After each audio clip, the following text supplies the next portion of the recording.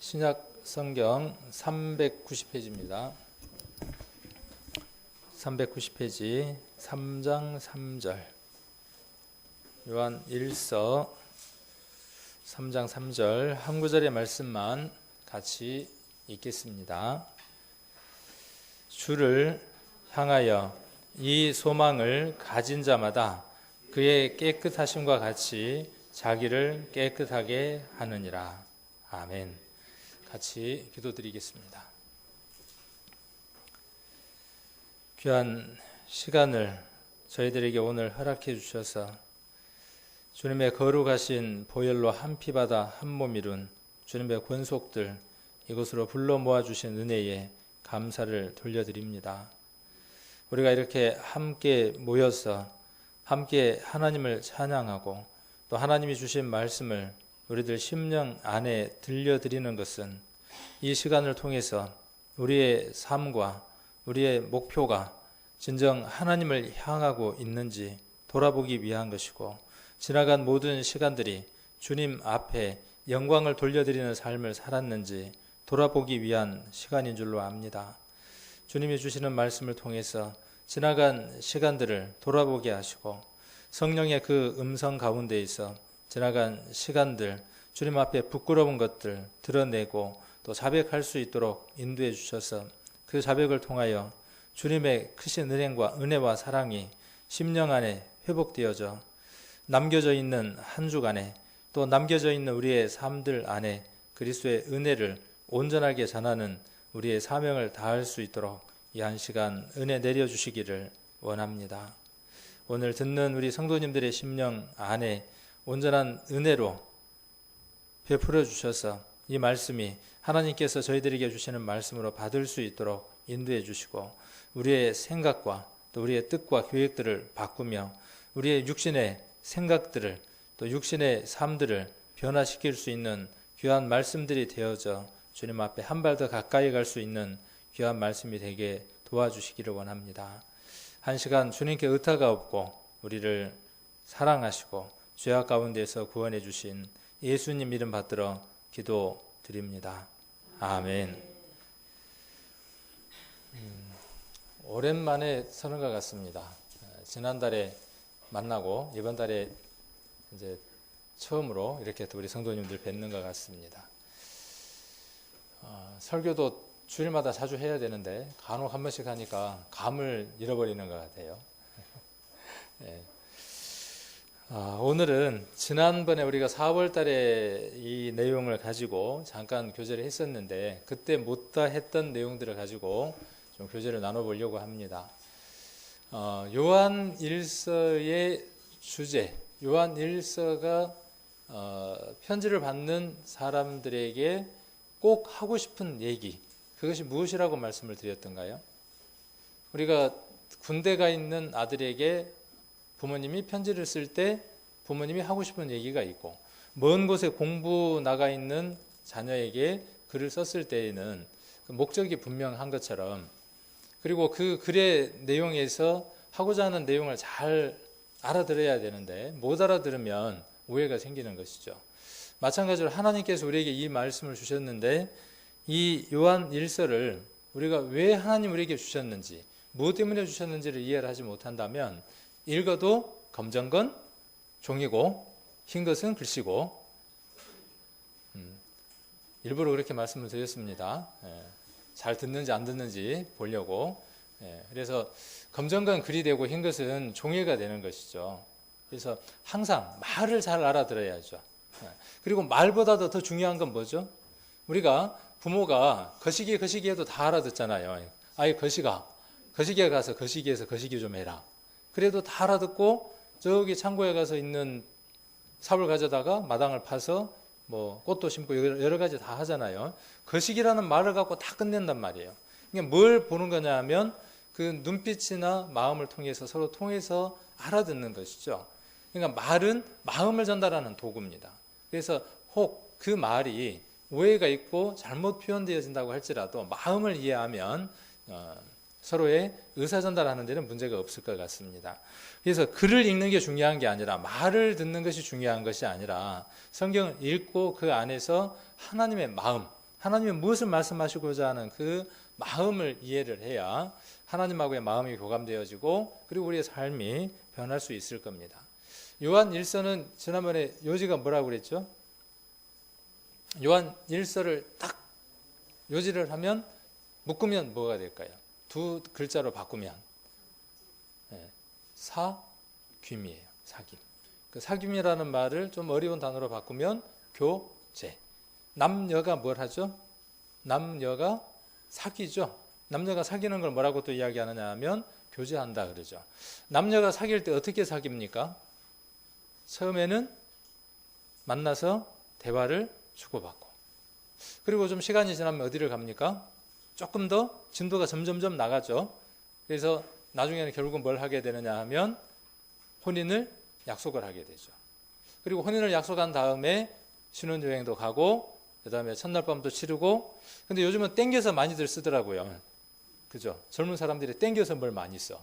그리고도 부끄럽지 않은지 텔레비 같은 데 나와가지고 연예인들이 뭐 과속을 했다는 둥 막 했었는데 부끄러운 일이죠. 근데 세상에 이제 그래도 책임진다는 그것 하에서 이렇게 아름답게 보는 것 같은데 어쨌든 순서가 바뀌었으면 부끄럽게 생각을 해야 되기도 합니다. 그렇게 해서 교제의 끝이 있는 것이죠. 사귐의 끝은 어디에 있느냐 하면 한 가정을 이루는 구성원을 탄생시키고 그 탄생된 새로운 생명이 사회에서 필요한 사람이 되도록 길러내는 것이 부모가 가진 책임이고 의무가 되는 것이죠.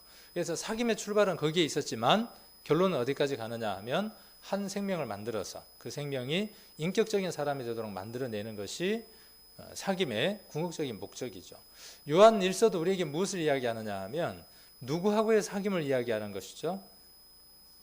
사귐은 누구하고 사귐이냐 하면 하나님하고 우리하고의 사귐. 첫 번째는. 두 번째가 어떤 사귐? 하나님하고 우리의 사귐이 있으면 그 사귐을 가지고 누구하고 사귐을 나누는 것이죠? 우리 성도들과 함께 사귐을 나누는 거죠. 그리고 그 사귐을 통해서 무엇을 만들어내는 것이 목적이죠? 우리가 그 결혼하고 똑같아요. 교회가 성도 한 명 한 명이 한 명으로서는 의미가 크게 없죠. 교회라고 하는 단체로서 여성으로서 신부로서 의미가 있죠. 그래서 교회에서 한 일원이 되어졌을 때 내가 의미가 있는 것이고 그래서 교회가 그리스도와 교제를 갖게 되고 그 교제를 통해서 사귐을 지속적으로 갖는 것이죠. 그래서 처음에는 대화로 주고받고 그리고 시간이 지나면서 진도가 점점 나가고 그리고 혼인 날짜도 잡고 그 다음 한 몸이 되고 새로운 생명을 탄생시키는 것이 교회가 해야 할 의무고 책임이고 그런 것이죠. 그래서 요한 1서의 가장 중요한 성경 구절, 요한 1서에서 핵심이 되는 성경 구절을 이야기해라 한다면 지난번에 우리가 1장 3절에서 보았던 것처럼 사귐이라고 하는 걸 이야기를 해볼 수 있습니다. 그러면 왜 사귐이라고 하는 걸 이야기를 했을까요? 그리고 사귐을 갖게 되면 어떤 능력이 있는가에 대해서 이야기하고자 하는 것이 뭐냐 하면 요한 1서의 전개이기도 합니다. 하나님하고의 사귐이 있어야 되고 성도들 간의 사귐이 있어야 되고 그 사귐이 있게 되면 그 사귐이 있게 되면 성도에게 나타나는 증상들, 성도에게 이루어지는 결과가 무엇인가에 대해서 말하고자 하는 것이 요한 1서입니다. 그래서 사귐을 갖게 되면 무엇이 있게 되느냐 하면 마음 가운데에 불편한 것이 있고 하나님을 떠난 것들이 있으면 그 마음의 불편함으로 말미암아 자백이라고 하는 것을 하게 된다는 것입니다. 그래서 1장 8절 9절에 기록되어 있는 것처럼 9절에 기록되어 있는 것처럼 자백하면이라고 하는 말씀이 나옵니다. 한번 1장을 넘어가 봅니다. 요한 1서 1장 9절. 자, 만일 8절부터 한번 보겠습니다. 8절부터 만일 우리가 죄 없다 하면 스스로 속이고 자, 잠깐만 이제 끊어서 한번 보겠습니다. 우리가 죄가 있습니까? 없습니까? 참 이상한 표현이에요. 죄가 있는데 없어. 근데 없는데 또 어때요? 있어. 뭐 이런 배변이 있어요. 그래서 구원함을 받으면 이것에 대해서 정리를 할 수 있고 이것에 대해서 설명할 수 있는 능력들이 우리 안에 오는 것이죠. 그래서 모든 만일 우리가 죄가 없다면 스스로 속이고 그랬어요. 예수 그리스도께서 십자가에서 우리의 모든 죄를 다 짊어지고 가셨다고 하는 것은 누구의 관점이냐 하면 영원한 시점에서의 하나님의 관점의 시각입니다. 그런데 우리 인생은 하나님께 구원을 받았다, 영원한 구원을 받았다는 표현이 어떤 것이냐 하면 죄에 관해서 하나님과 같은 시각으로 볼 수 있는 사람이 되었다는 뜻이죠. 우리의 죄에 관해서 과거, 현재, 미래의 죄에 관해서 누구의 시선으로 보는 것이냐 하면 하나님의 시선으로 볼 수 있는 사람이 되었다는 것입니다. 그래서 하나님의 시선으로 보았을 때에는 우리의 모든 죄가, 얼만큼의 죄가요? 얼만큼의 죄가? 모든 죄니까 얼만큼? 과거, 현재, 미래까지의 모든 죄. 자, 이렇게 이야기하니까 TV나 뉴스에서 뭐라고 이야기를 하던가요? 이렇게 말하는 사람들은 뭐라고 이야기를 하던가요? 이단이라고 이야기하고 구원파라고 이야기를 합니다. 근데 성경은 분명하게 그렇게 이야기를 합니다. 명백하게 그렇게 이야기를 하고 있습니다. 구원파다라고 이야기하는 사람들이 구원파가 이야기하는 내용을 이해를 하고 고개를 끄덕거린다면 그 사람들이 어떤 사람들이겠어요? 그 사람들이 구원을 받은 사람들이겠죠. 자, 이제 그런 부분들을 우리가 한번 좀 정리를 좀 해보고자 합니다. 자, 그래서 죄가 없다면 스스로 속이고, 하나님 편에서 봤을 때는 죄가 어떻게 되어져 있느냐 하면 다 대속함이 내가 갚은 것이 아니라 예수 그리스도께서 십자가 위에서 다 갚아주셨지만, 시간의 관념 속에서 사는 우리들이 보았을 때에 오늘을 살아나가면서 우리는 무엇 가운데 있을 수밖에 없냐 하면 죄 가운데 있을 수밖에 없죠. 그 죄가 어떠한 죄들이 있느냐 하면 우리 양심 가운데 생기는, 마음에서 생기는 죄와 그 죄에 대한 결과, 행동에 대한 죄들이 우리 안에 발생할 수밖에 없다는 사실입니다. 그래서 우리가 여기에서 무엇을 한번 정리를 해볼 필요가 있느냐 하면 성경에서 이야기하는 구원이 어떠한 구원이 있는가에 대해서 정리를 해볼 필요가 있습니다. 우리가 자주 이 말씀을 한번 정리를 해드렸죠. 구원은 몇 가지 시제로 구원이 있습니까? 구원은 몇 가지의 시제의 구원이 있느냐 하면 세 가지 시제의 구원이 있습니다. 그 첫 번째가 과거 완료형 시제의 구원이 있습니다. 그 다음 두 번째가 어떤 시제가 있냐 하면 현재 진행형의 시제의 구원이 있습니다. 그 다음 또 하나 미래에 이루어질 미래 시제의 구원이 있습니다. 성경은 이 세 가지의 구원에 대해서 이야기를 하고 있습니다. 지금 우리가 이야기하는 과거, 현재, 미래 모든 죄를 다 사하였다고 하는 구원은 어디에 관한 것이죠? 요거에 관한 것이에요. 그러면 이때 구원받은 것은 무엇이 구원을 받았다는 것입니까? 이때 구원받았다는 건 무엇이 구원을 받았다는 거예요? 자, 이런 정리가 제대로 되지 못하면 지난번에 수요일 날 말씀을 드렸던 것처럼 무엇이 나오느냐 하면 이단이 나옵니다. 자, 이단의 정의 가운데에 성경을 부정하는 것도 이단이라고 말씀을 드렸고, 가장 큰 것, 두 번째로 이단의 정의 가운데에 내려진 것이 무엇이냐 하면 예수 그리스도의 구속의 사역을 부인하거나 제한하는 것이 이단의 두 번째입니다. 그런데 예수 그리스도께서 십자가에서 이루어지신 구원은 어떠한 구원이냐 하면 이 구원이에요. 그리고 이 구원도 있고 이 구원도 누가 하신 것이냐 하면 이 구원을 이루셨고 이 구원을 이루어 가시고 이 구원을 이루실 겁니다. 그러니까 이 세 가지 것 가운데에 한 가지만 주장을 하거나 이 세 가지 가운데 어느 것을 빼버리거나 이 세 가지 것 가운데 어느 것 하나만 주장을 하게 되면 그것이 무엇이냐 하면 이단인 겁니다. 자, 우리 교회는 예수 그리스도가 십자가에서 못 박혀 돌아가신 그 복음에 대해서 어느 한쪽에 치우쳐 있는 것이 아니라 이것에 대해서도 이야기를 하고 이것에 관해서도 이야기하고 이것에 관해서도 이야기를 합니다. 그런데 듣는 사람이 무엇에 관해서만 들은 거죠? 요거에 관해서만 듣고 밖에서 뭐라고 이야기를 하는 거죠? 비난하고 조롱하거나 그렇게 이야기를 하는 겁니다. 자, 그래서 우리가 죄가 없다 하면 그 말은 어떤 뜻이냐 하면 여기서 지금 세 가지의 구원 가운데에서 어떤 걸 이야기를 하겠어요? 두 번째 것을 이야기를 하는 것이죠. 그리고 우리가 요한 1서를 읽으면서 좀 이해를 해야 할 부분이 있습니다. 무엇에 대한 개념을 좀 이해를 해야 될 필요가 있느냐 하면 죄가 무엇인가에 대한 이해를 해야 할 필요가 있습니다. 죄가 무엇이 죄죠? 인터넷을 한번 찾아보니까요, 죄가 어마어마하게 많더라고요.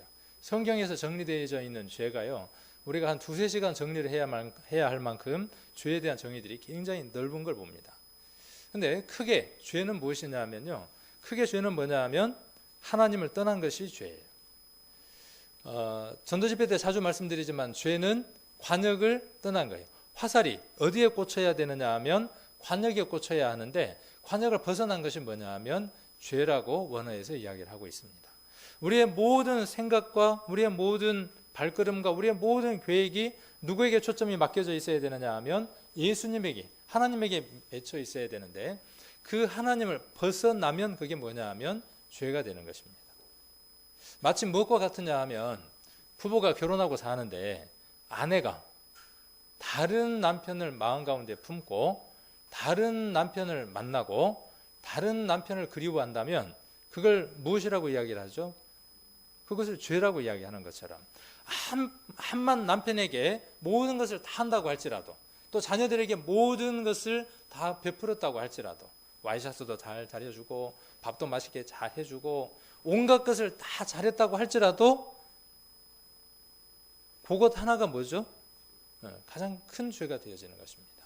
그래서 우리가 하나님을 떠난 것 그 자체가 뭐냐 하면 가장 큰 죄라고 한번 생각을 해볼 수 있습니다. 구원을 받고 난 이후에도 죄의 개념은 동일합니다. 구원을 받고 난 이후에도 우리가 하나님을 떠나서 하나님이 원치 않는 일들을 할 수 있는데, 그 전체를 무엇이라고 한번 생각해 볼 수 있느냐 하면 죄라고 한번 생각을 해볼 수 있습니다. 그래서 죄는 첫 번째 그렇게 한번 개념을 정리해 볼 수 있고, 죄는 4가지의 죄가 성경에서 한번 정리를 해볼 수 있습니다. 크게 4가지 정도로 한번 정리를 해볼 수 있는데, 첫 번째가 일반 장로교에서 이야기하는 원죄라고 하는 게 있습니다. 그래서 영어에는 뭐 오리지널 신, S-I-N 이렇게 오리지널 신이라고 이렇게 되어져 있는 죄가 있습니다. 그 죄는 어떤 죄입니까? 그 죄는 무엇이 죽어버린 죄입니까? 영이 죽어버린 죄예요. 그러면 구원함을 받았다, 우리가 지금 구원을 받았다라고 하는 그 구원은 무엇에 관해서 구원을 얻었다는 것이죠?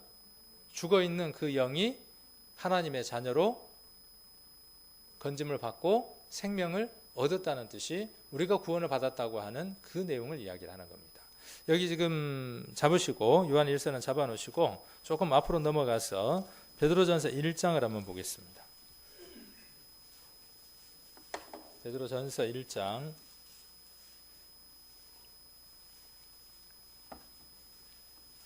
1장 8절입니다. 8절, 9절 같이 한번 읽겠습니다. 예수를 너희가 보지 못하였으나 사랑하는도다. 이제도 보지 못하나 믿고 말할 수 없는 영광스러운 즐거움으로 기뻐하니 믿음의 결국 곧 영혼의 구원을 받음이라. 자, 우리가 여기 제목을 뭘로 오늘 정했냐 하면 구원의 목적이라고 이렇게 제목을 정했습니다. 이 단어에서 갖는 의미들 한번 살펴보면, 구원이라고 하는 것은 결과입니까? 과정입니까? 지금 이 단어에서 의미, 구원의 목적 그랬으니까, 여기에서 지금 구원이라고 하는 것은 과정입니까? 결과입니까? 자, 잘 생각하시고 대답을 하셔야 됩니다. 자, 목적을 뭐에다가 한번 생각을 해볼 수 있느냐 하면 결과에다 한번 생각을 해볼 수 있겠죠. 뭔가 얻기 위한 것이죠. 그러니까 구원은 뭐냐 하면 목적이 아니다는 것이죠. 지금 이 단어에서 뜻이 뭐냐 하면 구원은 목적이 아니다 그 말이에요. 근데 많은 그리스도인들이 어디에다가 목적을 두느냐 하면 구원이 무엇이라고 생각하죠? 목적이라고 생각을 합니다. 그러니까 구원이 목적이니까 구원을 통해서 어떻게 돼버린 것이죠? 목적이니까, 목적을 이루었으니까 그 말이죠. 목적을 이루었으니까 더 이상의 것이 필요해요? 필요치 않아요? 필요치 않는 거예요. 그런데 성경은 구원이 목적이라고 이야기를 하지 않고, 구원 자체가 목적이 아니라 구원을 하신 목적이 있다 그 말이에요. 단어의 의미가. 그러면 구원은 끝났다는 말이에요? 아니면 시작이고 과정이라는 의미예요? 이 개념은요, 굉장히 중요합니다. 이것이 잘못되면 이것에서 무엇이 나오느냐 하면 잘못된 교리가 나오고 이단도 나오고 삶이 망가져버린 결과들이 나오는 것입니다. 자, 그러면 여기 한번 봅시다. 여기는 뭐라고 기록되어 있는가? 9절 한번 보겠습니다. 여기 보니까 믿음의 결국 곧 뭘 받았습니까? 영혼의 구원을 받았어요. 우리가 전도 집회 때를 통해서 첫날부터 무엇에 대해서 쭉 설명을 하느냐 하면 성경에 대해서 설명을 합니다. 하나님이 누구인가에 대해서 설명합니다. 하나님이 어떠한 역사를 만드셨고 어떠한 역사를 이끌어 가셨는가에 대해서 설명을 합니다. 그리고 그것들을 통해서 무엇이 생기느냐 하면 없었던 하나님을 향한 믿음이 생기고 없었던 성경을 향한 믿음이 생깁니다. 그리고 그 믿음은 어디로 이끌어 가느냐 하면 예수 그리스도를 믿을 수 있는 믿음으로 이끌어 갑니다. 그래서 믿음의 결국은 무엇이냐 하면 구원입니다. 그러니까 믿음도 무엇이에요? 믿음도 하나의 과정이라고 볼 수 있는 것이죠. 믿음은 어디로 이끌어가는 과정입니까? 영원한 구원으로 이끌어가는 과정입니다. 그래서 우리가 무엇을 얻었다고 지금 여기 기록되어 있냐 하면 뭘 얻었습니까? 영원의 구원이에요? 영혼의 구원이에요? 잘 읽어야죠. 영원인지 영혼인지. 영혼. 그러니까 여기서 영혼이라고 하는 것은 영과 혼 두 가지를 다 포함하는 것이 아니라 영이라고 하는 것을 포함합니다. 스피리트라 그래서 영, 하나님의 형상대로 지음받았던 영, 그 영이 무엇을 얻었다는 것이냐 하면 구원을 얻었다는 뜻입니다. 자, 그래서 이제 정리가 지금 제대로 잘 안 되어져 갈 수 있는데 들으면서 여러분 나름대로 이것들을 순서상으로 잘 정리를 하셔야 합니다. 아까 구원은 몇 가지 구원이 있다고 아까 정리를 해드렸죠? 3가지 구원. 그 3가지 구원에 대해서 성경적으로 잘 찾고 알고 계십니까? 성경 구절을. 자, 영원한 구원을 받았다는 건 어디에 지금 답이 나와 있죠? 요것 어떤 시제냐 하면 과거에 끝난 시제를 갖고 있죠. 한번 이왕 얘기가 나왔으니까 정리를 한번 하면서 넘어가도록 하겠습니다. 에베소서를 가겠습니다. 에베소서 2장입니다.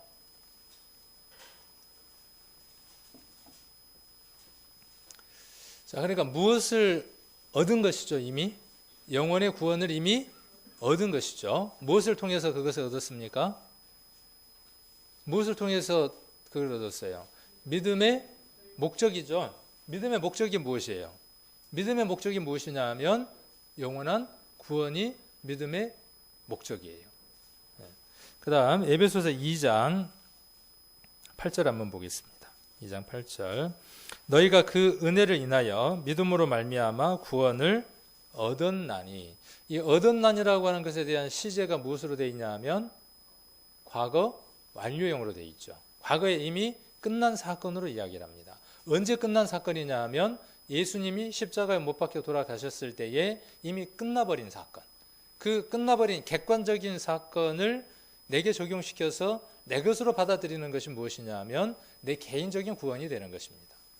세상 모든 사람의 구원을 하나님이 2000년 전에 이루셔 놓았는데 그 이루신 구원이 내 것이 되는 것이 언제냐 하면 성경 말씀을 통해서 믿음의 목적인 구원을 통해서 내게 그것이 주관적인 것으로 이루어지게 됩니다.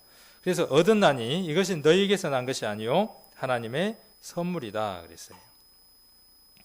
그 다음 우리가 성경을 쭉 보다 보면요 어디에만 관심이 있느냐 하면 아까 구원이 몇 가지의 구원이 있다 그랬죠? 하나, 둘, 3가지의 구원이 있다 그랬어요.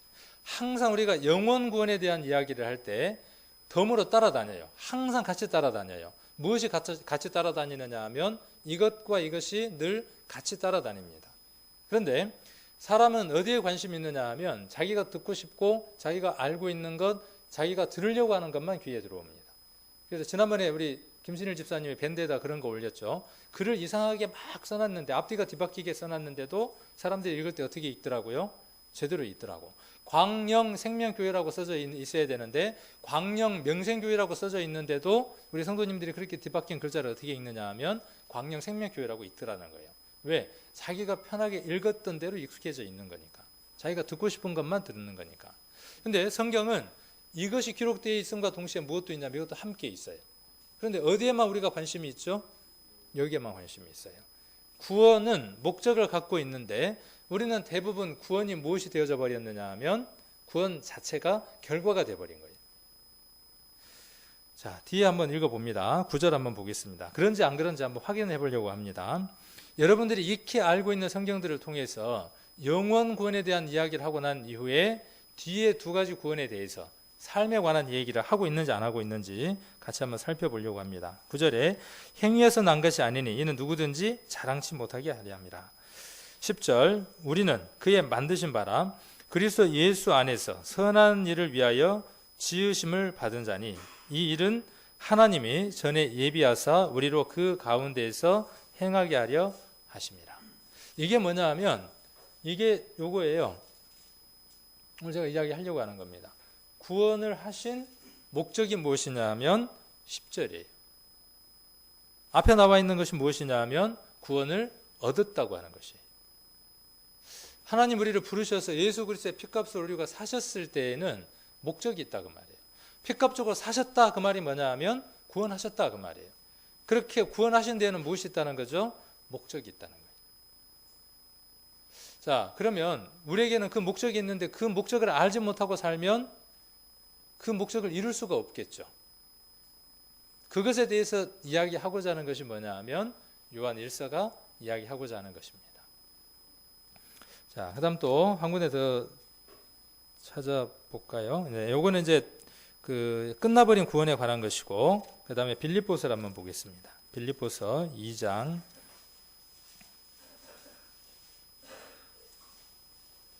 2장 12절입니다. 2장 12절. 자, 그러므로 나의 사랑하는 자들아, 너희가 나 있을 때뿐 아니라 더욱 지금 나 없을 때에도 항상 복종하여 두렵고 떨림으로 너희 구원을 이루라 그랬어요. 자, 여기 2장 12절에 무엇을 이루라고 되어 있습니까? 너희 무엇을 이루라고요? 이미 구원이 다 이루어졌고 구원을 받았다고 이야기하는데 여기는 무엇이라고 이야기를 하고 있습니까? 구원을 이루라고 되어 있네요. 그럼 어떤 구원을 이루라고 얘기해요? 이것이에요. 자, 우리가 몸, 혼, 영이 있죠. 그렇죠? 몸, 혼, 영이 있는데, 자, 영은 아까 어떻게 되어졌죠? 예수 그리스도의 부활로 말미암아 이 영은 영원한 속죄를 얻었습니다. 그런데 이 혼은 지금 어떤 상태예요? 이 혼은, 마음은, 생각과 의지는 어떤 상태냐 하면 사단에게 속한 삶을 살 수도 있고 하나님께 속한 삶을 살 수도 있어요. 그래서 이 혼이 누구에게 속할 수 있도록, 하나님께 속할 수 있도록 자세하게 설명해 준 성경이 요한 1서입니다. 어떻게 하면 이 혼이 육신에게 지지 아니하고 하나님 편으로 기울어서 하나님을 기뻐하는 삶을 살게 해줄 수 있을까 하는 것에 대해서 자세하게 적고 있는 것이 요한 1서입니다. 조금 이해가 되실는지 모르겠어요. 그래서 요것 때문에 요한 1서가 기록이 된 겁니다. 자, 히브리서는 무엇에 관해서 이야기하고자 하느냐 하면 히브리서가 이야기하고자 하는 것은 유대인들에게, 구원받은 유대인들에게 너희가 받은 구원은 영원한 것이고 온전한 것이다. 불변하지 않는 것이다. 그것에 대해서 이야기하고자 하는 것이 히브리서가 말하고자 하는 것입니다. 여기 히브리서 한번 찾겠습니다. 오늘 이리저리 많이 찾아다니네요. 히브리서 5장입니다.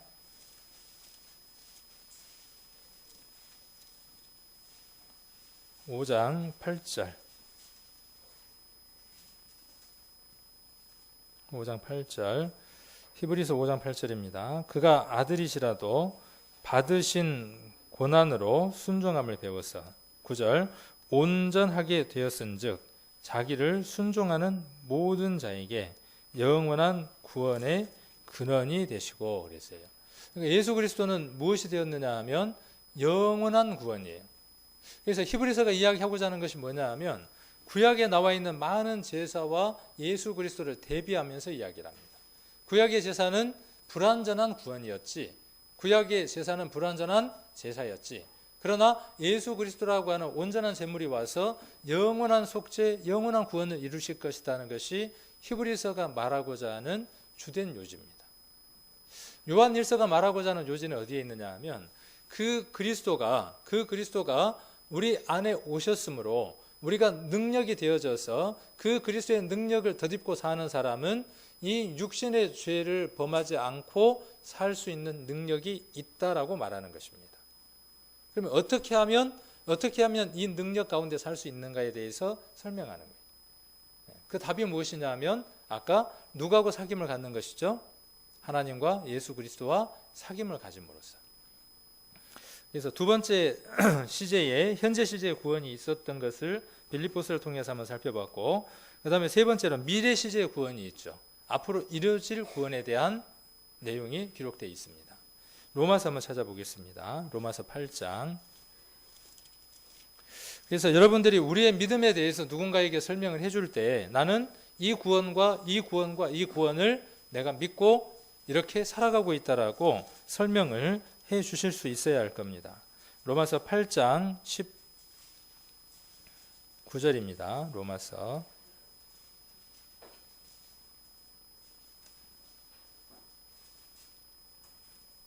자, 로마서 8장 19절부터 한번 보시면 피조물에 고대하는 바는 하나님의 아들들에 나타나는 것이니 피조물이 허무한 데 굴복하는 것은 자기 뜻이 아니요 오직 굴복케 하시는 이로 말미암음이라. 그 바라는 것은 피조물도 썩어짐의 종노릇한 데서 해방되어 하나님의 자녀들의 영광의 자유에 이르는 것이라. 피조물이 다 이제까지 함께 탄식하며 함께 고통하는 것을 우리가 아나니 이뿐만 아니라 또한 우리 곧 성령의 처음 익은 열매를 받은 우리까지도 속으로 탄식하여 양자될 것 곧 우리 몸의 구속을 기다리느니라. 우리 몸의 구속, 이것이 이루어질 미래 시제의 구원입니다. 그래서 자, 이 영원한 구원도 내가 이룰 수 있어요, 없어요? 영원한 구원도 내가 이룰 수 없는 것이고, 그 다음에 이 혼의 구원, 두렵고 떨림으로 너희 구원을 이루라고 하는 이 구원도 내가 이룰 수 있어요, 없어요? 자, 그런데 이 구원은 누가 이루어가는 것이냐 하면 이 세상을 사는 날 동안에 내가 그리스도와 함께 이루어가야 할 구원이에요. 그런데 이것도 누가 이루시느냐 하면 그리스도의 능력 가운데서 이루어지는 거예요. 그 다음 또 하나가 뭐냐 하면 우리의 몸이 썩지 않는 몸이 돼서 주님과 같은 몸이 되어서 영원한 하나님 나라에서 살 수 있는 영광스러운 몸이 되는 것. 이 구원도 누구에게 달려있느냐 하면 주님이 공중에 재림하실 때에 우리의 몸이 그렇게 변화되는 것이고, 또 마지막 날 하나님께서 이 세상을 심판하실 때에 그때 또 이루어질 일들이기도 하죠. 그래서 이렇게 세 가지의 구원이 있는 것을 우리가 정리를 할 필요가 있겠죠. 그래서 죄라고 이야기할 때 어떤 죄인가에 대해서 한번 개념 정리를 해볼 필요가 있겠죠. 죄가 있느냐 없느냐라고 물을 때 하나님 편에서 죄가 있느냐 없느냐에 관한 문제, 그 다음 내가 살면서 지금 죄악 가운데에 죄를 범하고 사는 그 죄가 있느냐 없느냐에 대한 문제, 이런 부분들을 조금 구분할 필요가 있을 것 같습니다. 그래서 세 가지 구원에 대해서 한번 정리를 했고, 그 다음에 성경이 이야기하는 죄에 대해서 네 가지를 한번 정리를 한번 해보도록 하겠습니다. 아까 첫 번째는 죄가 어떤 것이 죄라고 범주를 정했느냐 하면 하나님을 떠난 모든 것이 죄라고 범주를 정할 수 있습니다. 그것들을 네 가지로 한번 나눠보면 첫 번째가 원죄라는 것이 있다는 거죠. 그래서 그 원죄는 하나님하고의 관계가 단절된 것. 근데 이 죄는 유전이 되나요, 안 되나요?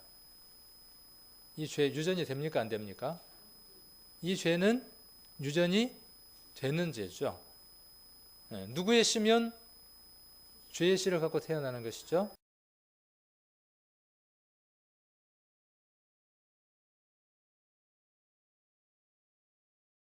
태어나는 것이죠. 개가 개의 속성을 갖고 개는 야옹하고 울지 않는 것처럼, 고양이가 멍멍하고 짖지 않는 것처럼 속성을 이야기를 하는 것입니다. 그런데 영원 구원에 대한 이야기를 하면서 그 죄의 씨가 무엇으로 바뀌었다는 것입니까? 씨가 무엇으로 바뀌었다는 거예요? 구원은 씨가 무엇으로 바뀌었다는 거냐 하면 종자가 바뀌었다는 거예요. 죄의 씨에서 의의 씨로, 사단의 씨에서 하나님의 자녀로 바뀌었다고 하는 것이 영원한 구원에 대한 메시지입니다. 그래서 첫 번째가 그 원죄라고 하는 것이 있고, 두 번째가 어떤 죄가 있냐 하면 자범죄라고 하는 게 있답니다. 그래서 교회 목사님들이 자범죄나 이런 이야기들을 많이 하잖아요. 자범죄라고 하는 게 있고, 자범죄는 어떤 의미냐 하면 우리가 유전된 아담의 죄의 품성을 가졌으므로 우리가 그 죄의 삶대로 살아가는 그 결과, 감기가 걸려서 우리가 어떤 증상이 나타나느냐 하면 오한이 오고 기침이 하고 가래가 끓는 것과 같은 것이죠. 우리가 사단의 자녀로 삶을 살았기 때문에, 사단의 씨를 받았기 때문에 사단이 원하는 거짓말과, 사단은 무엇으로서 사람을 유혹하느냐 하면 욕심으로서 사람을 미혹하죠. 보암직하고 먹음직하고 지혜롭게 할 만큼 탐스러운 것으로 우리를 유혹하고 그렇게 끌어왔습니다. 자, 그것에 대한 결과물이에요. 그래서 actual sins 이렇게 이야기를 한답니다. 그러니까 아까 앞에는 sin이죠. SIN이고, 그 다음에 여기에서 나와 있는 자범죄에는 뒤에 어떤 단어가 붙느냐 하면 복수 형태 S가 취해집니다. 자, 그리고 이 자범죄 안에는 다시 두 가지의 죄가 있는데, 하나는 고범죄라고 하는 게 있고요. 이 고범죄에 대해서 누가 이야기했느냐 하면 다윗이 고범죄에 대해서 이야기한 적이 있죠. 그래서 고범죄라고 하는 게 있는데, 고범죄라고 하는 건 뭐냐 하면 죄가 되는 줄 알면서도 고의적으로 계획적으로 죄를 범하는 것을 가리켜서 고범죄라고 이야기를 합니다. 자, 그 다음 가장 큰 죄가 하나 있는데 성령을 해방하는 죄가 있습니다. 자, 성령을 해방하는 죄는 어떤 것이 성령을 해방하는 죄죠? 가장 쉽게 성령을 해방하는 죄를 한번 표현을 해보십시오. 성령을 해방하는 죄를 가장 쉽게 한번 표현을 한다면, 그렇죠? 예수 그리스도께서 십자가에 못 박혀 돌아가신 그 사건을 부인하고 부정하고 거부하고 밀어내는 것을 무엇이라고 이야기하느냐 하면 성령 회방죄라고 이야기를 합니다. 자, 모든 죄는 다 사하여져 있죠. 모든 죄는 다 사하여져 있는데 무엇을 거부함으로 말미암아 영원한 불못 속에 가는 겁니까? 그 은혜를 거부함으로 말미암아 영원한 불못 속에 가는 겁니다. 그래서 이렇게 성령을 해방하는 죄가 있습니다. 자범죄 아내가 고범죄와 그 다음에 성령을 해방하는 죄가 있습니다. 자, 이 두 가지의 죄들이 예수님이 십자가에 못 박혀 돌아가실 때 어떻게 되어진 사건들이죠. 이것마저도 어떻게 되어진 것이죠? 다 해결이 되어진 것이죠. 우리가 성령을 해방하는 삶을 살았습니까? 안 살았습니까? 성령 해방하는 죄 우리가 짓고 살았어요? 안 살았어요? 복음을 거역하는 삶들을 살았지만 그것까지도 예수님이 어떻게 해주셨어요? 다 해결해 주심으로 말미암아 우리에게는 더 이상의 죄가 없는 사람들이 되어졌죠. 그 다음에 이제 또 하나의 죄가 어떤 죄가 있느냐 하면 마음으로 범하는 죄가 있습니다. 마음으로 범하는 죄. 그래서 음욕을 품는 자마다 이미 간음했다. 그 형제를 미워하는 자마다 살인하는 죄라고, 예수님이 율법에다가 다시 어떻게 하셨냐 하면 과거에는 율법을 살찌게 담을 넘어가는 사람들이 있었어요, 없었어요? 율법의 행위를 가지고 뭔가 하나님께 가려고 하는 사람들이 있었는데 예수님 오셔서 어떻게 하셨습니까? 그 율법의 담을 도저히 넘을 수 없도록 담을 높이 치셨죠. 그게 뭐냐 하면 음욕을 품는 자마다 마음이 이미 간음하셨다고 하는 것으로 담을 높여놓은 것을 볼 수 있습니다. 그래서 바울도 뭐라고 말을 했느냐 하면 율법을 폐하러 온 것이 아니라 어떻게 했다고요? 율법을 어떻게 하기 위해서? 온전케 한다라고 이야기한 것을 볼 수 있습니다. 그래서 마음으로 범하는 죄가 있고, 그 다음 또 하나가 뭐냐면 그거는 그냥 신이라고 성경에 되어 있습니다. 영어 성경을 보면 마음 안에 올라오는 죄는 그냥 신. 그 다음에 마음에서 올라왔으니까 죄가 어떻게 되겠어요? 마음에 죄가 있으니까. 그 죄가 어디로 표출되겠습니까? 입이나 그 다음에 눈이나 귀나 아니면 여러 가지 온몸으로 그것들이 표출되겠죠. 그렇게 표출되는 죄를 가리켜서 신스라고 기록이 되어 있습니다. 성경을 보면 이 모든 죄들이 어떻게 되어져 있다라고 기록되어 있느냐 하면 사하여졌다라고 기록이 되어져 있습니다. 그런데 오늘 요한 1서를 보면 여전히 그 죄가 우리 안에 어떻게 한다고요?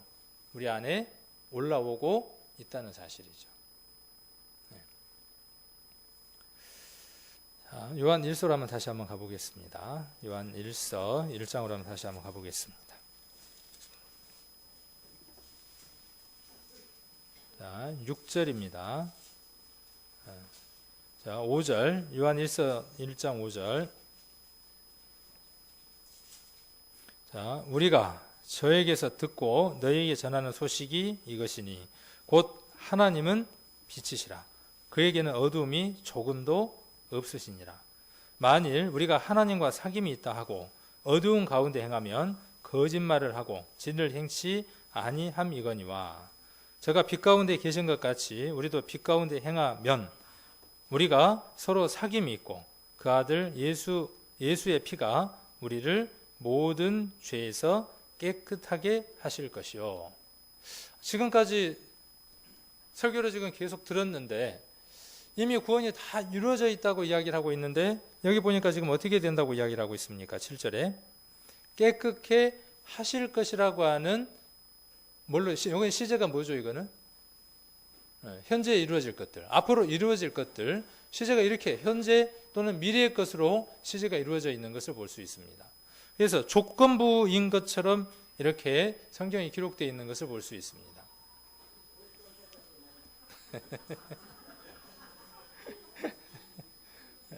잠깐 잠을 깨고 쉬었다 가시라고. 자, 여기 보면 자, 빛이 하나님이라고 하는 빛이 우리 안에 오셨죠. 언제 왔습니까? 여러분들 안에 빛이 온 것을 감지하고 있습니까? 하나님 우리를 무엇으로 삼으셨습니까? 고린도전서 6장에 기록되어 있는 것처럼 우리를 무엇으로 삼으셨느냐 하면 성전을 삼았죠. 우리 안에 성전이고 우리 안에 누가 와 계시면 하나님이 와 계시면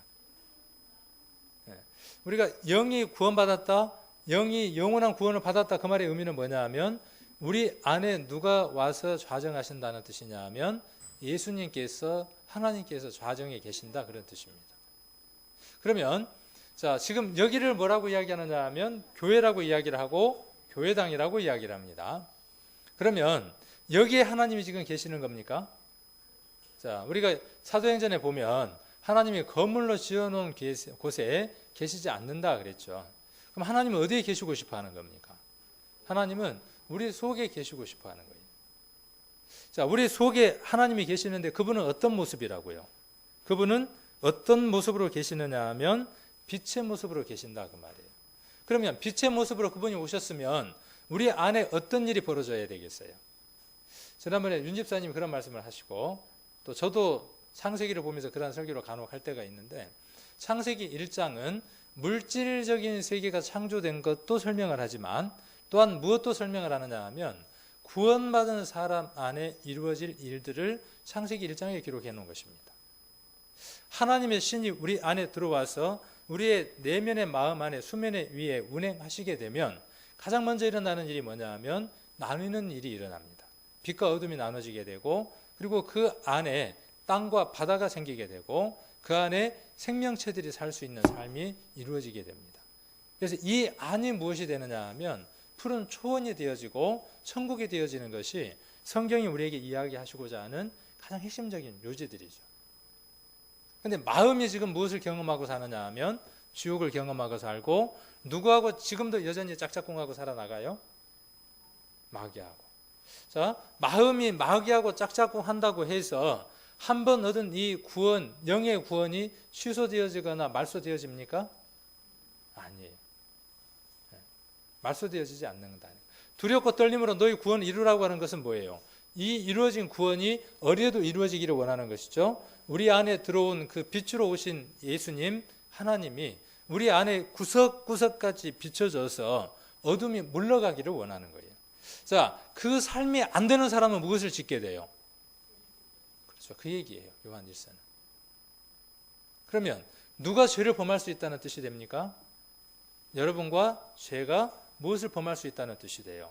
죄를 범할 수 있는 가능성이 있는 사람이 된다는 뜻이에요. 자, 그래서 7절에 한번 봅니다. 그래서 저가 빛 가운데 계신 것 같이 우리도 빛 가운데 행하면 그랬어요. 그리고 무엇을 하면? 사귐을 가지면 그랬어요. 그러면 어떤 결과가 나온다는 거냐 하면 예수의 피가 그랬어요. 자, 우리가 하나님의 빛 가운데 있고 하나님하고의 사귐을 갖고 예수하고 사귐을 갖게 되면 그 안에 어떤 능력들이 나타나느냐 하면 피의 능력들이 나타난다는 것이죠. 그리고 그 피의 능력들이 나타나면 그 피의 능력이 앞으로 우리가 세상을 살면서 세상 가운데에서 죄를 범할 수 있는 가능성들이 많은데 그 죄를 어떻게 하느냐 하면 더 이상 범하지 않고 살게 하는 능력이 될 것이다 그 말입니다. 여기 지금 모든 죄에서 깨끗게 하실 것이요 그 말은 이 모든 죄에서라고 이야기를 하고 있죠. 만일 에서라고 하지 않고 모든 죄를 깨끗게 하실 것이요 그러면 문제가 됩니다. 그러면 뭔 문제가 되느냐 하면 우리의 구원은 영원한 것이 아니에요. 근데 모든 죄에서라고 이야기를 하고 있습니다. 우리가 그리스도 안에서 살아나가면서 빛과 그리스도의 보혈 가운데 사귐이 없었을 때 생길 수 있는 그 죄들을 그 말이에요. 그 죄들을 무엇 안에 있으면요? 그리스도의 보혈 안에 있으면, 사귐 안에 있으면. 아까 에베소서에 보면은 구원은 예수 그리스도는 무엇이라고 이야기를 했죠? 하나님의 선물이라 그랬죠. 구원은 선물입니다. 그 선물을 받으면 어떻게 해야 됩니까? 선물은 받으면 잘 활용을 해야죠. 예수 그리스도라고 하는 선물은 어떤 용도가 있어요? 예수 그리스도가 구원자라는 뜻이죠. 그 구원자가 우리 안에 왔어요. 그게 목적이 아니다고요. 그게 끝난 게 아니다 그 말이에요. 예수 그리스도가 우리 마음 가운데 오셨네? 하나님이 나 안에 거하시네? 거기가 끝이 아니다 그 말이죠. 그 거하신 하나님이 그 내 안에 내주하고 있는 선물인 예수님이 어떻게 내게 지금 쓰이고 있냐 그 말이에요. 잘 쓰고 있습니까 여러분들? 남편이 회사 갔다 왔는데 얼굴을 보니까 푸르락푸르락해 뚜껑이 열려 있어. 뚜껑이 열렸다는 표현 아시죠? 그런데 아내가 어떻게 합니까? 그럴 때? 자, 여기에서 무엇을 우리가 한번 생각을 해볼 수 있느냐 하면 예수 그리스도라고 하는 선물을 얼만큼 잘 쓰고 있느냐 쓰고 있지 못하느냐가 정해지는 거예요. 그러니까 구원은 예수 그리스도의 목적은 어디에 있느냐 하면 우리 안에 오신 예수 그리스도를 그러한 일들이 있을 때 어떻게 쓸 것이냐는 것에 대한 문제예요. 자, 칼이 있어요. 칼이 있으면 그 칼을 어떤 때 쓸 것이냐는 걸 정하는 것처럼 예수 그리스도라고 하는 그분은 우리에게 있어서 칼과 같은 분이에요. 내게 합당하지 않는 것은 잘라내고 내게 합당한 것은 취할 수 있도록 거미의 역할을 하는 것이 예수 그리스도예요. 자, 남편이 그렇게 뚜껑이 열렸다가 닫혔다가 하는데 아내가 얼굴을 쳐다보고 하는 말이 뭔 뚜껑 열린 일이 있는 게비요. 그러면 그 말 한마디에 이제 어떻게 돼요? 이제 와르르 쏟아지는 거죠. 자, 그럴 때 누가 필요한 거예요? 그럴 때. 그러니까 그때 써먹으라고 뭘 주신 거예요? 지금 요한 1서가 말하고자 하는 것이 그거다 그 말이에요. 사귐이 있으면 어떻게 된다 그 말이에요. 우리로 하여금 모든 죄 가운데 끌고 갈 수 있는 그것들로부터 깨끗하고 자유함을 얻을 수 있도록 해준다 그 말이에요. 그런데 예수님은 2000년 전에 못 박혀 돌아가신 그분으로 끝나는 거예요. 내 안에 미움과 시기와 질투와 온갖 것들이 다 들어앉아 있는데 그 어두운 마음들을 그대로 버리려고 하지 않고 간직하고 있는 마음. 그러다가 환경이 주어지면 신스, 그것에 대해서 열매들이 맺히기 시작을 하는 겁니다. 그 일들에 활용하라고 누구를 주셨다고요? 예수님을 우리에게 주셨다고요. 자, 예수 그리스도는 사랑의 본체죠. 여러 가지로 한번 표현을 해볼 수 있습니다. 우리 안에 누가 오셨어요? 사랑이 오셨어요. 예수님이 오셨다, 빛이 오셨다 여러 가지로 표현할 수 있는데 우리 안에 사랑의 본질이 오셨어요. 사랑하면 어떤 증상이 나타나던가요? 사랑을 안 해봤으면 말을 마세요 그러던데 사랑을 해보셨습니까? 안 해봐도 알죠. 사랑하면요 보고 싶어요 안 보고 싶어요? 안 해본 사람은 잘 몰라요. 근데 해본 사람은 알아.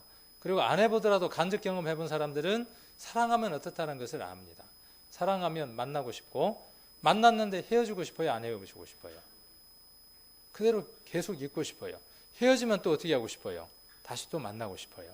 모든 초점과 관심이 어디에 매여 있게 돼요? 내가 사랑하는 그 사람에게 초점이 매여 있게 돼요. 자, 율법을 하나님 우리에게 주셨는데 그 율법을 완성할 수 있도록 하나님이 뭘 주셨느냐 하면 사랑이라고 하는 걸 주셨어요. 율법은 폐하여져서 없어져 버린 것이 아니라 율법은 그대로 있는 것이죠. 그러나 그 율법을 이룰 수 있도록 무엇을 우리에게 주셨느냐 하면 그 율법보다도 더한 사랑을 우리에게 주셨어요. 남편이 이것저것 시키니까 다 해내기 참 어렵잖아요. 저 같은 남편을 만난 아내는 참 힘들어요. 지금은 좀 많이 좀 편해졌을 거예요. 예전에는 책꽂이에 이렇게 한번 싹 쓸어갖고 먼지가 있으면요, 그 먼지를 내가 닦으면 될 건데 왜 안 닦았냐고 시비를 걸어요. 집 정리가 잘 안 돼 있으면 집 정리 안 됐다고 그러고. 자, 이런 남편하고 살면 편안하게 살 수 있겠어요, 없겠어요? 누가 표현을 참 잘하셨네. 피곤해. 정말 피곤한 사람이에요. 맞추려면 정말 어렵죠. 그런데 아내가, 우리 집사람이 저를 온전하게 사랑하는 마음이 있으면요, 피곤으로 받을까요? 즐거움으로 받을까요? 우리 집사람이 오랫동안 즐거움으로 받더라고요. 지금까지도 즐거움으로 받고 있어요. 자기는 첫사랑에 성공했다 그러면서 아주 좋아라 그럽니다. 그게 사실인지 아닌지는 제가 밝힐 길은 없는데, 구태여 밝혀서 또 뭐 할 겁니까? 그걸로 믿는 것이 낫죠. 근데 사랑하니까 제가 어떤 것을 하든지 다 받아요. 그런데 저는 우리 집사람이 저를 사랑하는 것만큼 사랑하지 않고, 예전에 제가 좋아했던 사람이 예를 들어서 있었어요. 그러면 비교가 되면 있었어요. 그런데 있었으면이에요. 있었으면이 아니고 말 조심해야 돼요. 있었어요? 누가 또 큰일 났네. 그러면 비교를 하면서 어떻게 하겠어요? 계속 피곤하게 하겠죠. 근데 온전한 사랑이 와버리면 어떻게 되냐면요, 안 적어요. 나열을 안 해요. 하나님 우리에게 주신 사랑이 어떤 사랑이죠? 하나님은 우리를 어떻게 하기로 작정하셨어요? 네가 어떻게 살든지 간에 어떻게 하겠다는 거예요? 사랑하겠다는 거예요. 호세아서가 이야기하고자 하는 요지가 무엇입니까? 고멜이라고 하는 아내가 호세아에게 있었죠. 시간만 나면 마누라가 보따리를 싸갖고 바람을 피워서 나가. 그런 마누라 데리고 살면 어떻게 했어요? 피곤한 게 아니라 그날부로 바로 이혼이죠. 뭐 피곤하겠어요. 이 아내가요, 마누라가 그냥 나가는 게 아니라 집에 있는 살림을 싹 팔아갖고 어떻게 하냐 하면 집을 나가요. 그리고 집을 나가갖고 남자를 만나갖고 살림을 차려서 살아. 그러면서 남편에서 갖고 온 살림을 가지고 그 남편하고 히덕거리면서 좋게 살아요. 그리고 돌아갈 생각을 안 해. 호세아는 그리워요, 안 그리워요? 그리워. 그래서 어떻게 하느냐 하면 아내를 데려오려면 다시 돈이 필요하니까 빚을 내고 땡볕을 내가지고 그 남자에게 가서 그 아내를 사가지고 다시 돌아와요.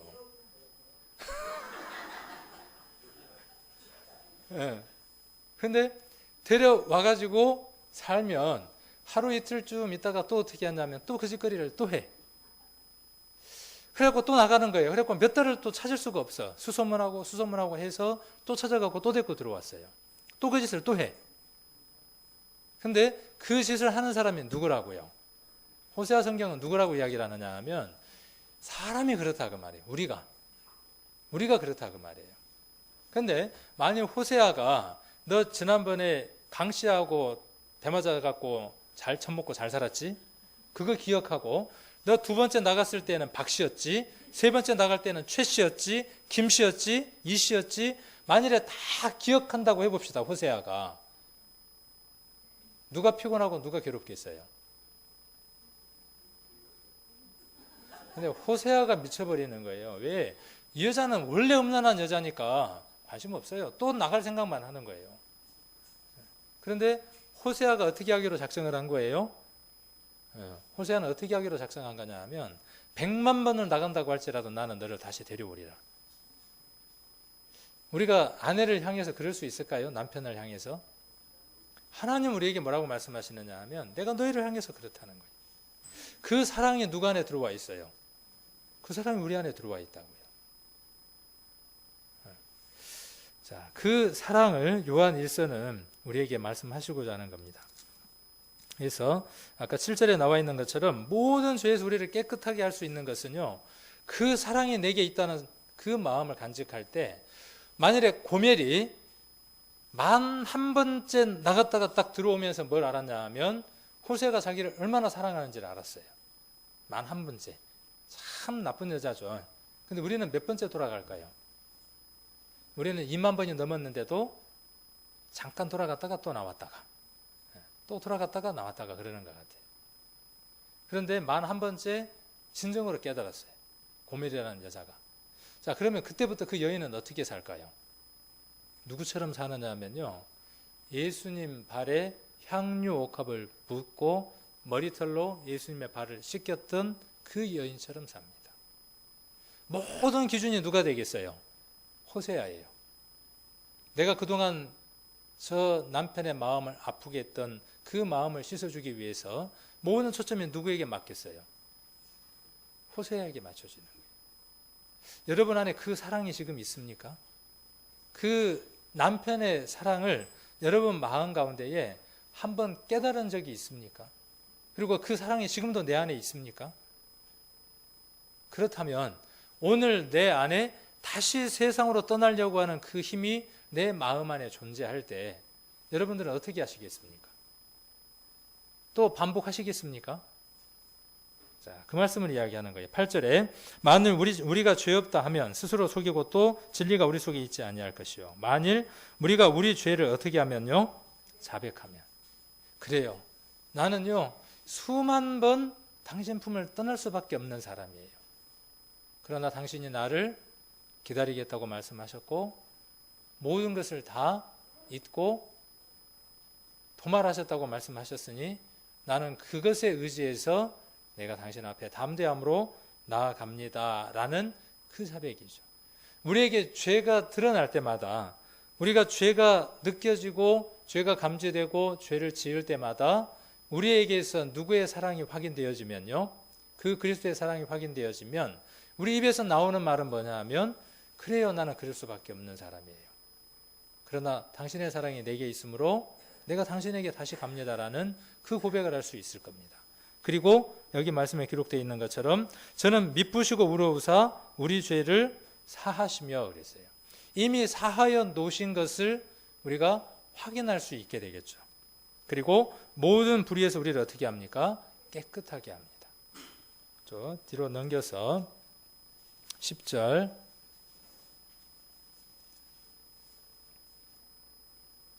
10절입니다. 만일 우리가 범죄하지 아니하였다 하면 하나님을 거짓말하는 자로 만드는 것이요 또한 그의 말씀이 우리 속에 있지 아니하니라. 만일 우리가 범죄하지 아니하였다 그렇게 말할 수 있는 사람은 없죠.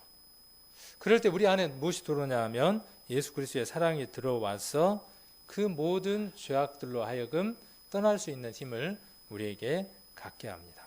3장 3절로 한번 돌아가 보겠습니다. 3장 3절. 그래서 주를 향하여, 우리 안에 들어오신 그분이 바로 주입니다. 주를 향하여 이 소망을 가진 자마다 그랬어요.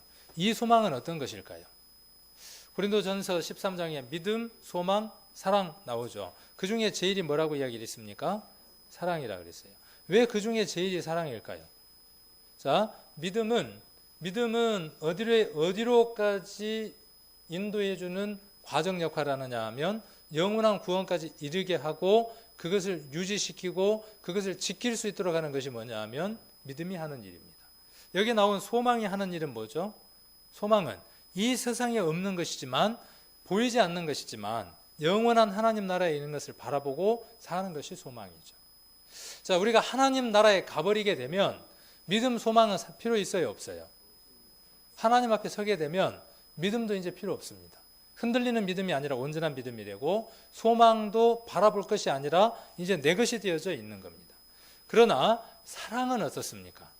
지금 우리하고 주님하고 나눈 사랑, 우리 성도들하고 나눈 사랑은 언제까지 지속되느냐 하면 영원한 하나님 나라에서 지속되어지는 겁니다.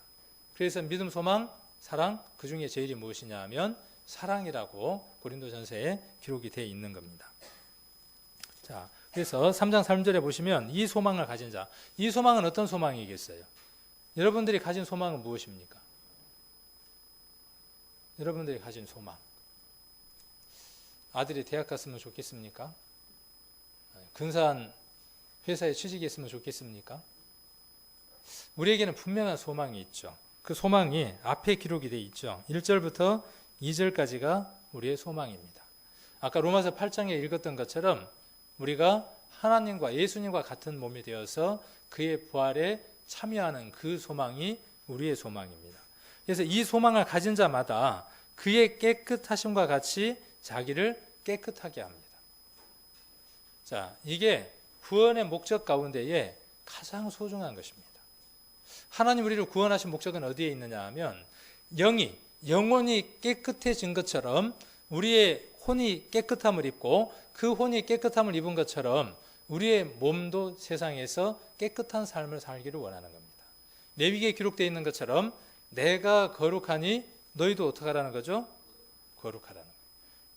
마태복음에 기록되어 있는 것처럼 너희 아버지가 온전하신 것처럼 너희도 어떻게 하라는 거죠? 온전하라는 거예요. 누구를 통해서 온전하여지고 누구를 통해서 거룩해지느냐 하면 우리 안에 오신 예수님을 통해서 그 일을 이루는 겁니다. 하나님 우리를 구원하신 목적이 무엇인지 정리를 한번 해보겠습니다. 하나님 우리를 구원하신 목적이 어디에 있을까요? 앞으로 누군가에게 설명해야 되고 그리고 그것을 우리에게 지식으로 간직하고 있어야 내 것이 될 거 아닙니까? 복잡하게 여러 가지로 설명을 했는데 하나님 우리를 구원하신 목적 한 4가지 정도, 4가지가 너무 많아요. 하나님 우리를 구원하신 목적 4가지를 한번 찾아보겠습니다. 첫 번째가 뭐냐 하면 하나님 우리를 구원하신 목적은요, 창조의 역사에 동참시키기 위한 겁니다. 하나님은 이 세상을 계속해서 창조하는 작업을 계속하고 계십니다. 하나님이 아담과 하와를 창조하신 목적이 어디에 있죠? 아담과 하와를 창조하신 목적은 2가지입니다. 자, 정답 한번 이야기해 보실 분. 아담과 하와를 창조하신 목적 2가지. 한 가지는 제가 말씀해 드렸어요. 하나님의 창조에 동참하는 것이고, 2번째는 뭐겠어요? 전도 집회 때 늘 들었어요. 다른 얘기가 아니라 하나님의 사랑에 짝이 되어서 하나님과 영원한 사랑을 나누는 것이 하나님이 인간을 창조하신 목적입니다. 자, 그런데 아담과 하와가 누구에게 넘어감으로 말미암아?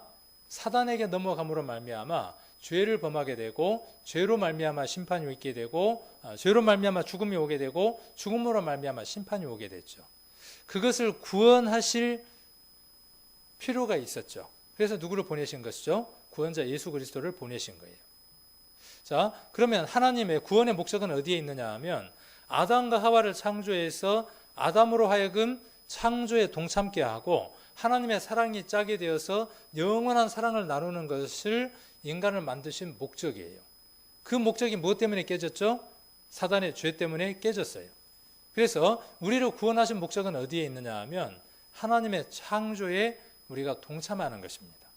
하나님의 사랑에 짝이 되어서 그분과 요한 1세에 기록되어 있는 대로 영원한 사랑의 사귐을 나누는 것이 하나님 우리를 부르신 목적입니다. 자, 창세기로 한번 가보겠습니다.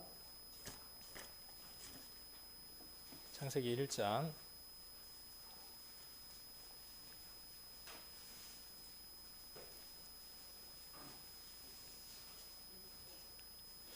1장 26절입니다. 창세기 1장 26절.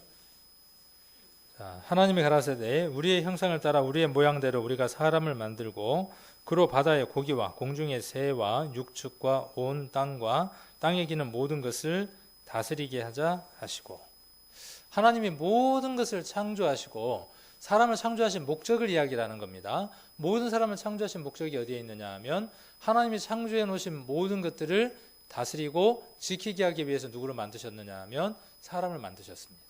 그런데 인간이 죄를 범함으로 말미암아 반대가 됐습니다.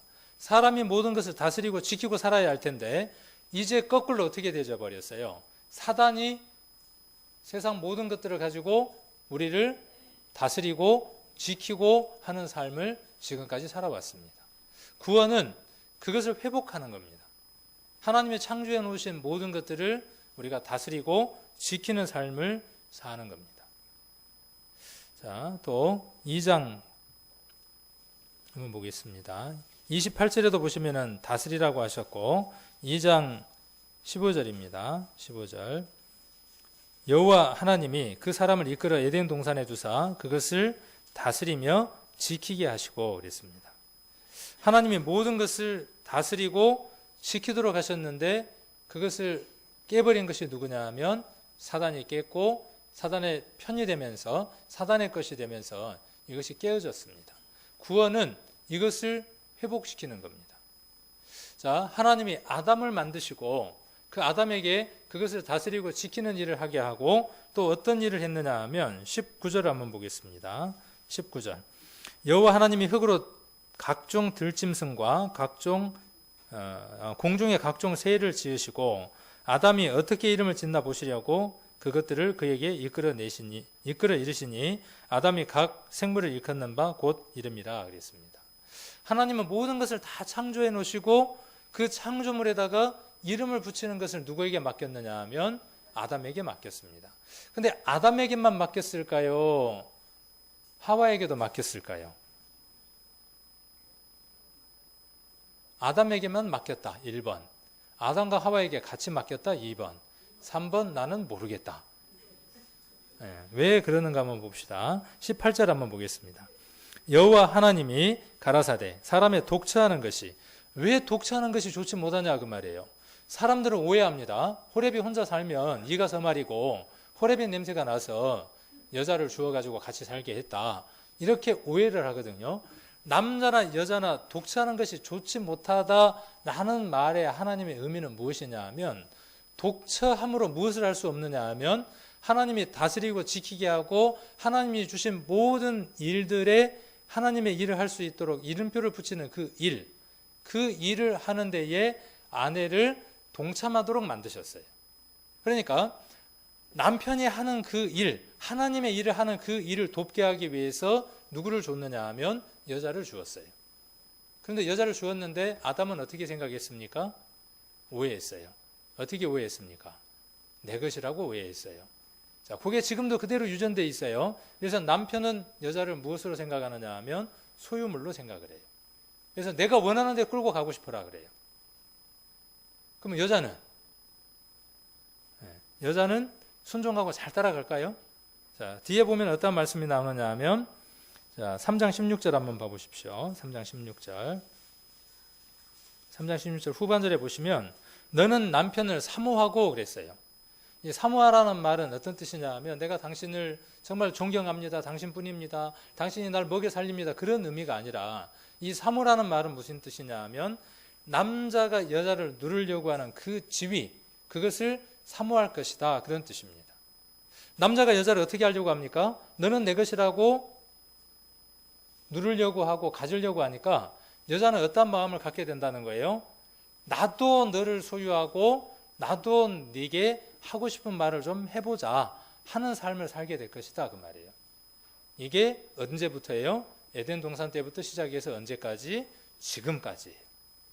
하나님은 이 문제를 어떻게 하시려고 하는 겁니까? 구원이라고 하는 것을 통해서 해결하시려고 하는 겁니다.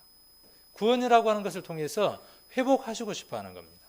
부부를 맺어준 목적이 어디에 있느냐 하면 하나님이 해놓으신 그 이름, 하나님이 하신 것들에 대한 이름표를 붙여서 하나님 일에 동참하는 것처럼. 자, 세상 모든 사람들은 지금 이름이 있어요, 없어요? 세상 모든 사람들은요, 각각의 이름들을 갖고 있습니다. 철수, 갑순이. 맨 먼저 태어났다고 1순위, 두 번째 태어났다고 2순위, 세 번째 태어났다고 3순위. 참 성의 없이 이름을 지었죠. 각각의 그 이름들이 다 있습니다. 그런데 그 이름을 가지고는 하나님 나라에 갈 수가 없어요. 어떤 이름이 붙여져야 하죠? 예수 그리스도라고 하는 이름이 붙여져야 되죠. 예수 그리스도의 것이라고 하는 이름표가 붙여져야 되는데 그 이름표가 붙여지기 위해서는 하나님이 만들어 놓으신 모든 것들을 다스리고 지키는 삶을 살아야 하고 누구를 다스리고 지킬 수 있어야만 합니까? 자기 마음 안에 올라오는 시시각각 올라오는 그 죄악들을 다스리고 지킬 수 있어야만 무엇을 할 수 있어요? 하나님 일에 이름표를 붙일 수 있죠. 그리고 그 일을 하는 일에 누가 동참케 되는 거죠? 아내가 동참케 되는 겁니다. 그래서 교회는요, 누가 먼저 회복이 돼야 되느냐 하면 그 가정의 가장이 회복이 돼야 됩니다. 믿음 안에서 온전히 서야 합니다. 그러면 자매는 안 서도 되는구나. 남편에게 모든 책임이 있으니까 남편이 서면 되는구나. 아니에요. 신앙은 각각의 것이니까 각각 회복되면 돼요. 너 먼저 회복되라, 네가 먼저 회복되라 그럴 필요가 없어요. 각각 회복되어져서 만나면 뜨거워져요. 하나님이 우리를 부르신 목적은 이런 곳에 있습니다. 그래서 하나님이 창조를 회복시키는 것이고 사랑을 회복시키는 것이고 그 다음에 관계를 회복시키기 위해서 우리를 부르셨습니다. 자, 구원받은 우리 형제 자매를 또는 무엇이라고 부르느냐 하면 성도라고 부르죠. 성도라는 말의 뜻은 어떤 뜻입니까? 성도라는 말의 뜻은 거룩한 무리라는 뜻입니다. 거룩한 사람들이라는 뜻입니다. 세상 사람들 우리를 보았을 때 어떤 모습으로 봐야 됩니까? 세상 사람들 우리를 보았을 때 우리 안에 누가 있으니까요? 빛 대신 예수님, 거룩하신 예수님이 계시니까 우리의 모습을 보면서 누구를 볼 수 있어야 돼요? 예수님을 볼 수 있어야 돼요. 크리스찬, 그리스도인이라는 말은 뭐냐 하면 예수를 닮은 사람들, 그런 뜻입니다. 우리에게 그 삶을 살게 하는 것이 하나님 우리를 부르신 목적이고, 우리를 통해서 새로운 생명을 탄생시키는 것이 우리를 부르신 목적입니다. 자, 이 삶을 살려면 어떻게 살아야 되는가에 대한 말씀이 요한 1서고, 오늘 제가 그런 삶을 사는 데 있어서 가장 좋은 답 하나를 해드릴게요. 요한 1서가 답이기도 하지만 그 요한 1서에 있는 내용들이 여러분 안에 이루어질 수 있는 가장 쉽고도 가장 편하고 가장 좋은 방법, 거룩함에 닮아가는 그 구원의 목적을 이루는 가장 좋은 방법을 하나 알려드릴게요. 안 궁금합니까? 하나님처럼, 예수님처럼 거룩해져서 나를 쳐다보면 예수의 모습이 나타나는 그런 삶을 우리가 살고 싶지 않습니까? 그렇게 살려면 가장 쉽고도 가장 좋은 방법 하나가 있어요. 뭐겠습니까? 복음을 전하는 것입니다. 다른 것이 없습니다. 다른 어떤 것으로도 그것을 만들어낼 수가 없습니다. 베드로 전서를 한번 보겠습니다. 베드로 전서 2장 9절입니다.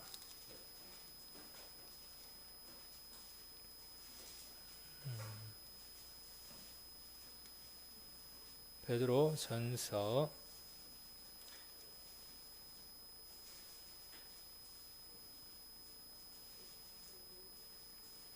갑자기 그 말씀이 생각이 안 나네요. 찾았습니다. 2장 9절입니다. 2장 9절 같이 한번 읽겠습니다. 오직 너희는 택하신 족속이요 왕같은 제사장들이요 거룩한 나라요 그의 소유된 백성이니 이는 너희를 어두운 데서 불러내어 그의 기이한 빛에 들어가게 하신 자의 아름다운 덕을 선전하게 하려 하심이라. 아멘. 우리를 불러내신 목적은 그 기이한 빛에 들어가게 하신 자의 아름다운 덕을 선전하는 겁니다. 이번에 보니까 선거할 때 그 선거를 도와주는 도우미들이 많이 있더라고요. 그 사람이 자기 이름을 선전합니까?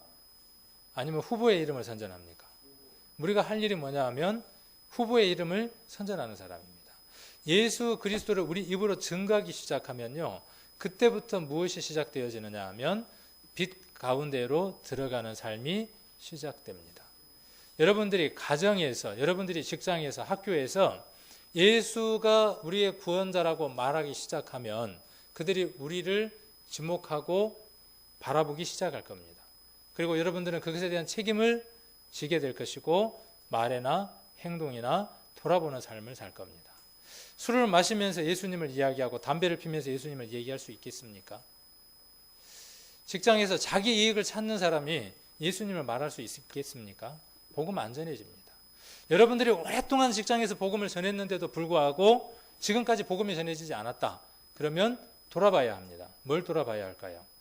요한 1서에 기록되어 있는 것처럼 내가 빛 가운데 아직 있지 않구나 하는 것을 돌아봐야 합니다. 그래서 복음을 전하는 것은요, 내게 있어서 얼마만큼 주님을 닮아가는가에 대한 지표가 되어지기도 합니다.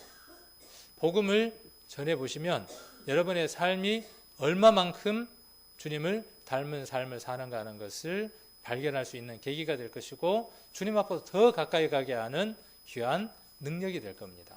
우리 성도님들 한 달 정도가 남았죠. 이제 여러분들 예수 그리스도를, 아름다운 덕을 선전하는 그런 삶을 사시기를 원합니다.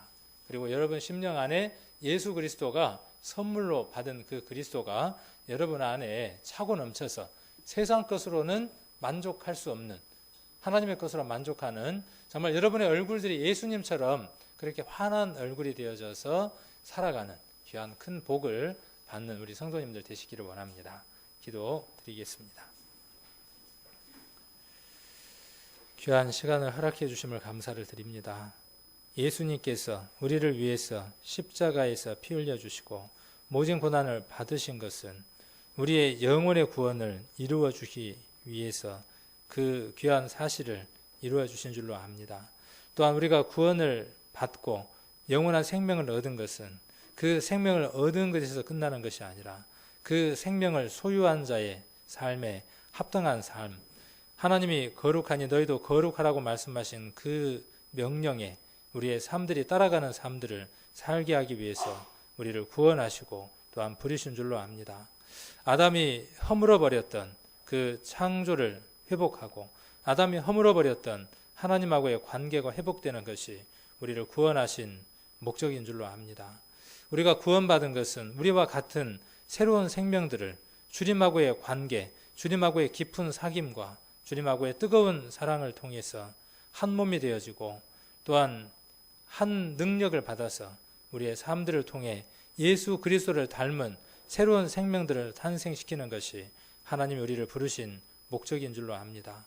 오늘 이곳에 참석한 우리 귀한 성도님들 삶들 가운데에 그동안 예수 그리스도를 선전하지 못했던 삶들을 주님 앞에 부끄러워 할 수 있는 마음들을 허락해 주시고 오늘 이 말씀들을 통해서 우리들 심령 안에 용기를 회복하고 주님이 우리에게 만져주시는 그 음성들을 통해서 이제 지나간 삶들을 부끄러워하는 것이 아니라 앞에 남겨진 삶들을 바라보며 담대하게 내가 이 말씀을 전함으로 말미암아 내게 능력이 되어져 내 삶이 변화될 것이고 또 내가 입을 열어서 복음을 전함으로 말미암아 새로운 생명이 태어나게 될 것이라고 하는 확신 가운데에 가정에서 또한 직장에서 주변에 주어져 있는 모든 환경들 가운데에서 그리스도를 담대하게 전할 수 있는 우리 귀한 성도님들 될 수 있도록 은혜 베풀어 주시기를 원합니다.